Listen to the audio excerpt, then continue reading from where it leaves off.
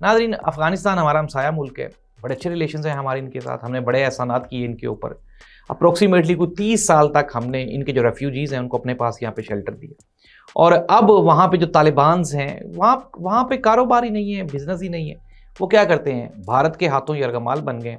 अब वहाँ पे जो तालिबान कमांडर्स हैं, अखवंदज़ादा, उसने कल रात को भी एक प्लान बनाया पाकिस्तान के ऊपर कुछ जो है वो खुदकश हमलावर भेजने का। यूनिवर्सिटी के फारुकुल तहसील ये स्टूडेंट्स हैं, बेरोज़गारी है ना वहाँ पे, किसी को भी पैसे देंगे वो टुर पड़ेगा खुदकश हमला करने के लिए।